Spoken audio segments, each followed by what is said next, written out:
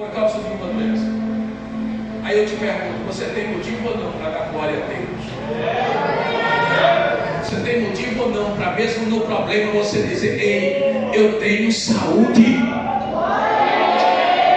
eu tenho vida, eu posso abraçar minha esposa, eu posso abraçar meus filhos, eu posso dar um abraço para a irmã que está do lado, eu posso abraçar, eu posso conversar, eu estou, aleluia, limpo. Assim era a vida de um leproso, irmão. Porque a lepra, como o pecado, eu estava orando agora à tarde, pastor Flávio, e eu estava orando e pensando nesse texto. Deus disse: escreve isso aí. Eu escrevi para falar para alguém nessa noite aqui. Eu não conheço vida de ninguém. Nossas conversas no WhatsApp é só acertando os detalhes. Mas Deus vai falar com alguém agora, de maneira muito profunda. Como uma doença que é símbolo do pecado, a lepra, ela separa casais. Deus falou para mim. Deus separa maridos de mulher e mulher de marido. Como símbolo do pecado, ela separa filho dos pais. Ela rouba a dignidade, a honra e a moral. Ela distancia o homem de Deus. Porque o sacerdote dizia: você não pode mais cultuar, você não pode mais servir, você não pode mais adorar. O pecado tem essa mesma característica na vida do homem. Ele separa a família, ele separa os filhos, ele rouba a dignidade, ele rouba a moral, ele rouba a honra, ele distancia o homem de Deus e ele isola do convívio social. A única coisa que isola o homem de Deus é o pecado. Isaías 59 diz que o ouvido do Senhor não está gravado, nem a sua mão encolhida, para que não possa ouvir e salvar. Mas as nossas iniquidades, isso é pecado, fazem separação entre nós e Deus. O pecado é terrível, irmão. O pecado é algo extremamente perigoso. E eu fiquei, pastor, chocado quando Deus falou assim: diga para alguém, o pecado separa casamento, o pecado separa esposa de marido e marido de esposa. Estou dizendo isso porque eu ouvi a voz de Deus dentro do quarto em oração agora à tarde. Então, queridos, eu quero dizer uma coisa nessa noite, em nome de Jesus. É o que o pastor disse. Às vezes a gente vem para o culto não é para ouvir o que quer, é para ouvir o que Deus tem para falar. Cuidado, muito cuidado. Porque, irmãos, a lepra não era como uma crise renal. Alguém que está com crise renal sente uma dor, e é uma dor tão aguda que ele cai no chão rolando, porque já aconteceu comigo. Ele grita, ele sente ânsia de ponto de dor tão grande. O pecado não é assim. O pecado não é como uma dor de cabeça, não é como uma enxaqueca, não é como um problema na visão que você não pode ver claridade. Não, o pecado ele está ali. A lepra não se manifestava desse jeito. A lepra era uma pequena mancha na pele que começava a se alastrar e separava os indivíduos. O pecado ele começa, irmãos, ninguém percebe. Somente aquele que está o cometendo. Por quê? Porque o Espírito Santo da verdade diz: ei, isso aí está errado, isso aí não me agrada. Percebe, o pastor não percebe, a esposa não percebe, os filhos não percebem, o esposo não percebe, o namorado não percebe, a namorada, o noivo, a noiva, ninguém percebe, mas ele está lá, ele está crescendo, ele vai se avolumando, ele vai trazendo as suas consequências.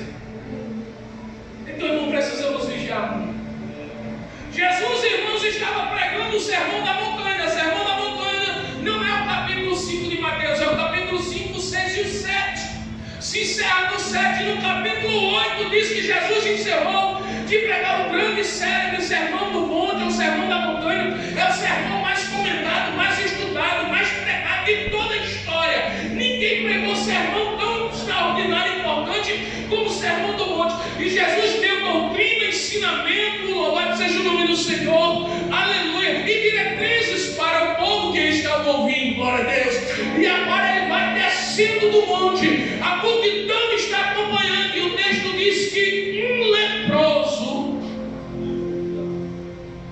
se aproxima. Um leproso foi ter com Jesus. Um leproso saiu do seu lugar de costume e foi aonde Jesus estava. Aonde Jesus vai descendo e o leproso vem se aproximando. Mas eu disse a vocês que o leproso não pode ter contato com pessoas. E aqui está a primeira lição que esse homem nos dá. A primeira lição que esse leproso nos ensina, irmãos, é aquela de querer mudar a situação que está vivendo. Tem gente que se acostuma a viver uma mesmice diante de Deus. Tem gente que se acostuma a viver uma mesmice espiritual. Tem gente que se acostuma a viver uma mesmice em todos os âmbitos da sua vida. E eu quero te dizer que Deus tem sempre mais e melhor para a nossa vida. Mas é preciso a gente querer se esforçar. Pensa comigo, irmãos, o que era a vida do leproso? Ele estava afastado do culto, afastado da família, afastado da sociedade, só comia se alguém lhe desse, só vestia se alguém lhe desse, ou só calçava se alguém lhe desse. E diga-se de passagem, deixava lá no canto, ele iria pegar, porque o leproso, se não me falha a memória, a medida era 10 metros, ele tinha que sair da cidade, batendo no peito, com a mão na boca, dizendo: imundo, imundo, e batendo no peito. Com 10 metros ninguém se aproximava dele. Mas agora o texto nos diz que um leproso que está em algum lugar, ele ouve a voz do Senhor, ele ouve a mensagem de Cristo, e ele diz: não, eu posso mudar minha vida, há esperança para mim. Este homem está pregando uma mensagem, e que eu tenho, aleluia, ainda uma única chance.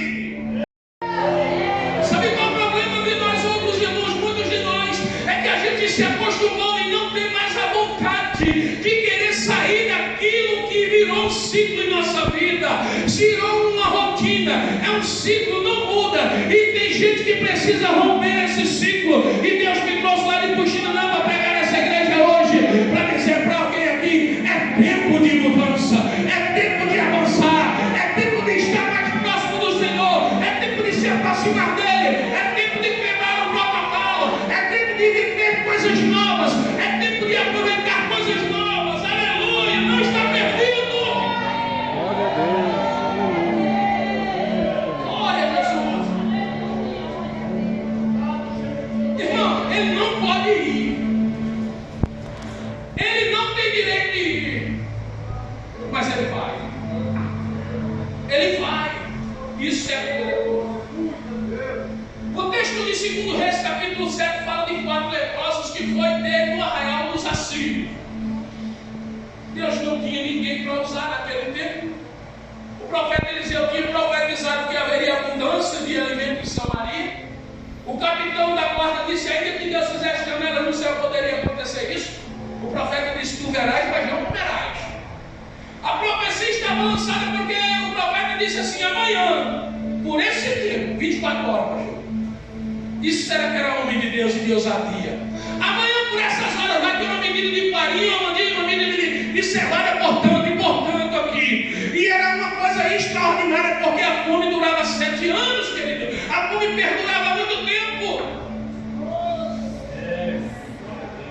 O exército está acampado, esperando alguém se destinar, ou então esperando o momento certo para atacar a cidade, matar as pessoas e roubar e virar alguma coisa que ainda tinha lá.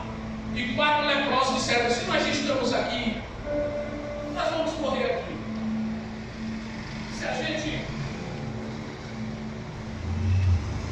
a gente entrasse na cidade, se a gente tivesse condição de entrar na cidade, a gente também ia morrer de fome na cidade, porque a fome está lá.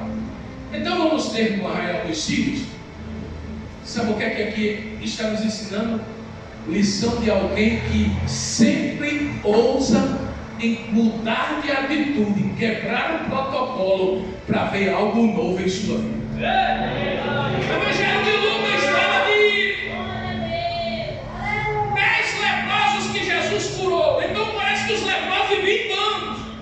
Era mais fácil eles viverem em bandos. Era mais fácil de suportar a dor, o sofrimento e a solidão vivendo em bandos.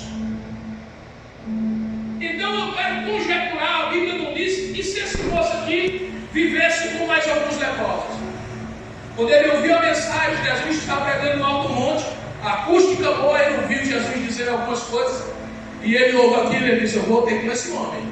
Vamos conjecturar comigo. A Bíblia não diz, mas vamos pensar. A Bíblia não proíbe a gente pensar e conjecturar. E eu fico pensando, se ele tivesse mais 2, ou mais 3, ou mais 4, ou 5, e ele dissesse assim: eu vou me dar desse pregador, tá? E os outros dizendo: mas rapaz, tu sabe que ele não pode se aproximar. Mas eu vou lá. Mas rapaz, olha como é que você está, fedendo, cheio de lepra, porque esse mesmo texto de Lucas 5 diz que o corpo dele estava